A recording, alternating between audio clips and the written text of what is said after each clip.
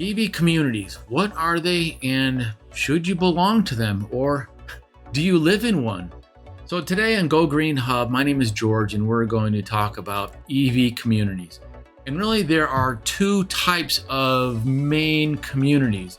Be like the community that you live in, like your area or your city. And then of course the community like the social media community. So let's first start out with like the community that you live in and what makes a community. Obviously, having plenty of charging stations would be fantastic in your community. So that way, wherever you are at, it's like a gas station. There's plenty of gas stations and sometimes there's even two on every block.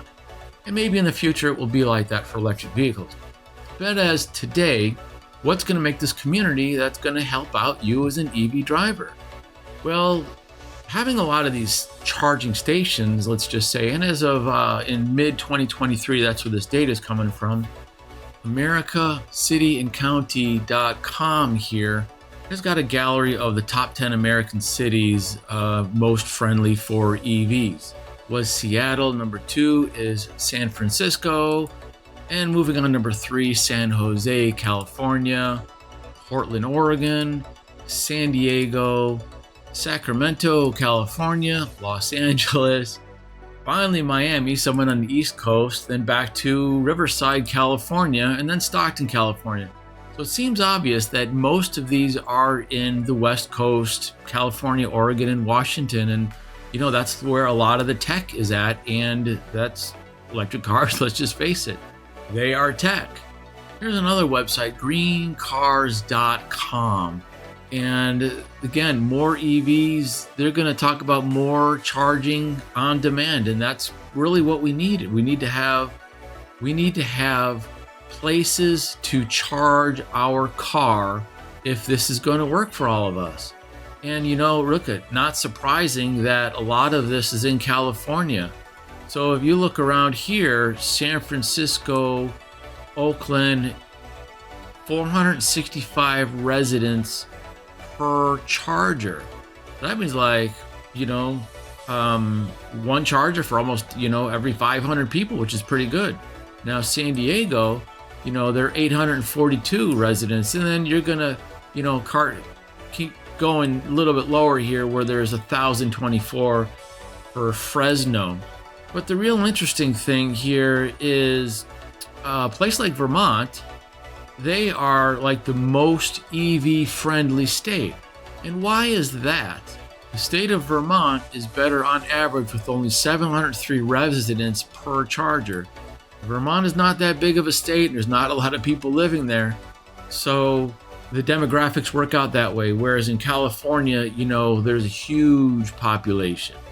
Next, aside from other electric buses, trains, focusing on you and your EV, what would be the most convenient place to spend time where you actually could charge, on a regular basis? So let's just say that you go to a grocery store once a week or a Costco or something like that. You spend half an hour there.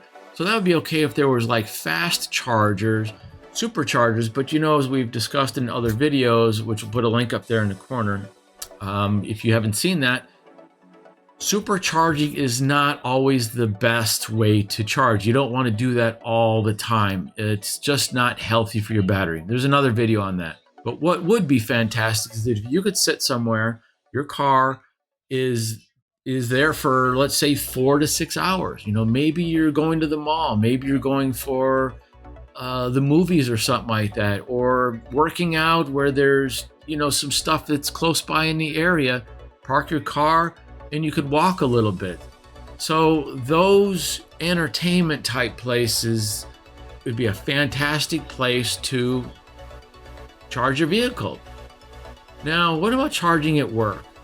Some employers will fork the bill and put up some chargers and, just have that as a benefit. Now, let's just say that there's 10 employees and there's only one charging station. Let's say half of them have EVs. Well, maybe one person, it's your turn on Tuesday, it's my turn on Wednesday, and you just kind of rotate and balance your EV budget, your energy budget, so that way take advantage of that. Next is the social community. So we're going to say this is like, hey, the social media type thing. I know I like the quotey fingers. But, why would someone want to stay plugged in into a social events, and especially like local clubs and etc.?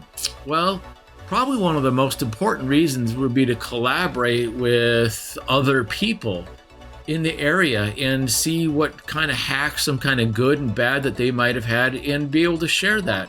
And then when you get on the computer, when you're actually on social media forums about the cars, the good news about this is that you are a person and there's other real people that are sharing. Again, they're good, they're bad, and if they've had some kind of problems, how did they get it fixed? From FuseIdeas.com, here they've got number 3, community is king, because it comes as no surprise that social media and social influencers are important players in the EV market. Meta, which is Facebook, this is a couple years ago, they had a research report which included over 10,000 users that listed as current EV owners, that, hey, they're the most trusted source of EV information. So when you're researching EVs and getting consumer feedback, social media sites such as YouTube, Reddit, they offer more robust information than any other auto manufacturing website. Boom! Then, you find a hack or something that's worked good for you, you're able to share that. And like most people, their human heart likes to give and likes to share things that they learned, that they love and they enjoyed.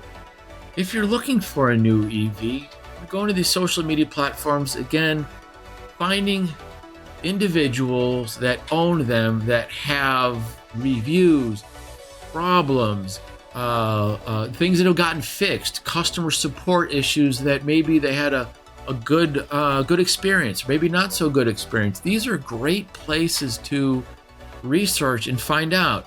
Because if you go to an advertiser, their website or their post that's official, and sometimes they're, behind the scenes they're tricky, but they're biased on their vehicles, on their technology, and they're going to try and swing you to go their way.